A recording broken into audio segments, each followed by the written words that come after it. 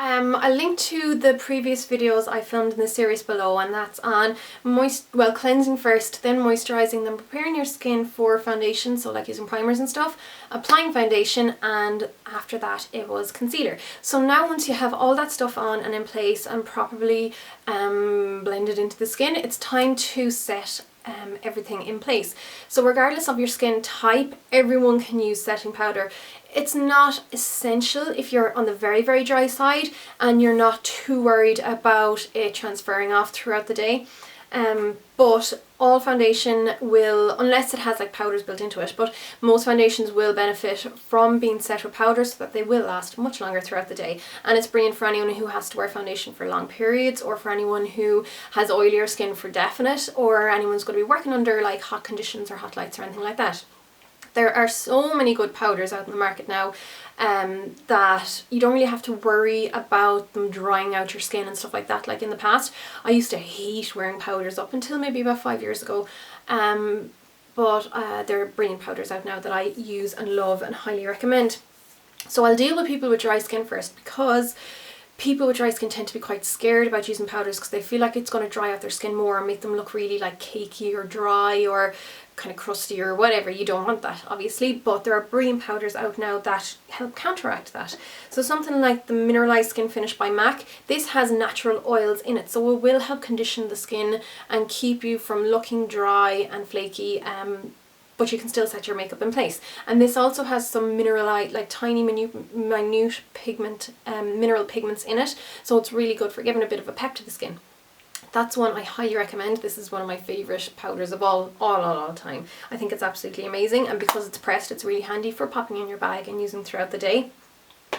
Another one that I like for dry skin, or for like these can work for all skin types, but they're great for normal dry skin, would be this one by Bourjois, and it's the Healthy Balance Unifying Powder. This again is a hydrating one, but it's also anti-shine, so this will keep you from getting too shiny throughout the day, but it doesn't dry you out. So it's another really, really great product, and it has a lower price point than the MAC one. It is available in Boots and Superdrug throughout Ireland and UK, and of course Bourjois is available in different countries as well throughout the world, but I don't think they're too available in America. But for anyone in America, just look online. You should be able to get these kind of products on Amazon and stuff like that, so definitely keep an eye out for those. You can look at some loose powders as well. One that I love would be this Select Sheer Loose by MAC. Now unfortunately these are being phased out because they are going to be discontinued, but there are still some left in the stores. So if you like this powder, go and buy it ASAP. It's an amazing powder. I'm really sad that they're discontinuing it. I love this colour. It's the NC5, which is a super, super light powder. Definitely get your hands on it if you can. And then for anyone who has oilier skin, you want to go for block powders. So something like the Block Powder by MAC. This is specifically for taking up excess oil throughout the day. It'll take away shine and it'll keep you nice and matte throughout the day. And then there are other great loose powders like the Vichy Derma Blend. This will keep you nice and matte throughout the day as well. And a new powder that I got recently is this one by Clinique, and it's the Invisible Blend Blended Face Powder, which is brilliant as well for setting powder and keeping you shine free throughout the day. So I'd highly recommend all those. A lovely, really inexpensive powder is the Skin Finish by Catrice, which I find works brilliantly, and it's only a couple of quid, so that's another one I'd highly recommend. Okay, so once you've decided on which powder best suits your own needs and what you want to go for, it's time to apply it. So I'm going to use this Clinique one, the Invisible Blended Face Powder. So I'm going to use a fluffy powder blush to apply this. This is a Real Techniques blush brush, but it's big enough for powder. I don't like to use anything too massive when applying powder. What I generally do is, if there's too much powder on top of the sifter in the loose powder applicator or pot, I'll pick up some on the brush, but then I'll bounce it into the lid so that there's not too much on there. Just press it in so you get plenty on the brush, but then tap off so that there's not a huge amount of excess. And then once you have enough on the brush, you can just start pressing it in place. You can also use a powder puff. Something like this can be really good. This is better for really, really pressing powder in place. So Say if you have quite a lot of concealer or concealed areas, maybe where you had troubled blemishes or anything like that, where you really want to make sure the concealer does not budge, you can just press and roll, and that'll really press the powder in place. I find using a brush in the same way, by just pressing and kind of rolling, will get the powder on the same way. You don't need to apply powder everywhere. I'll often just apply it on the centre of my face, so anywhere where I get a little bit oily, and then anywhere where I know I'm going to be applying colourful powder products afterwards, like blusher or bronzer. So I'll just press it in place. If you have very dry skin, you can skip this by all means, but like I said, there are powders out there that will be okay for your dry skin, and also using powder will definitely make your foundation last longer. If you wanted to apply your powder from a pressed format like this, it's the same thing. You just swirl your brush around in the pressed formula and then apply it onto the skin. So there's not really anything different there. Most of those pressed ones tend to come with puffs, which can be handy for touch-up applications. Sometimes for spot application I'll use a small brush, so something like a little blending brush like this, and I'll just apply the powder first of all on those areas, and maybe around the nose area or around the eye area. And that'll take care of those kind of smaller areas that the bigger brushes won't really get into, and then you can go over with a big brush if necessary. One thing that does need to be taken care of sometimes is under the eye area.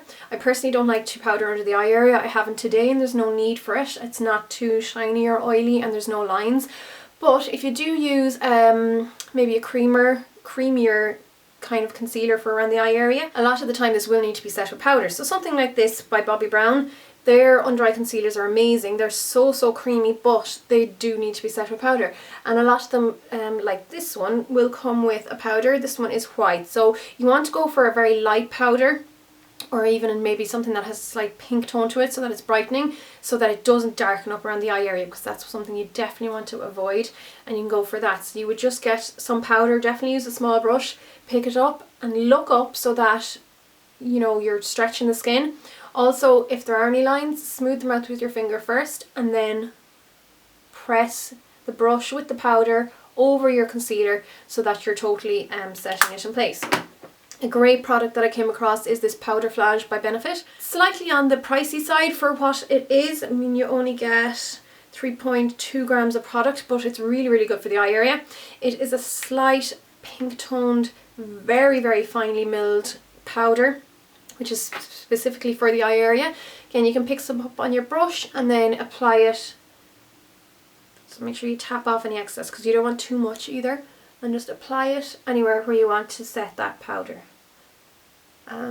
So these kind of products work brilliantly. Any powder pretty much will work really well for under the eye, as long as it's extremely finely milled and it's not drying. So don't use like a blotting powder underneath the eye, because that will not do any good. It will just make it look dry and cakey. And then once your powder is on, that is your base finished.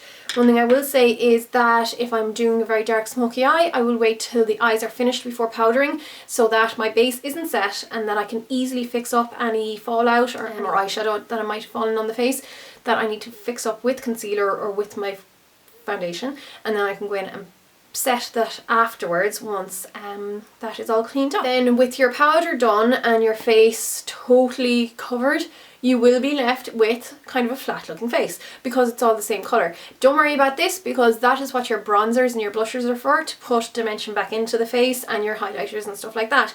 But this is you with your totally evened out you know, face, and it's ready then to go on to the next level, which is your blushers, bronzers, eye makeup, eyebrows, lips and all that, and I will show them in videos after this in the coming weeks. And yeah, I'll chat to you all really soon. Thanks a million guys. Slán.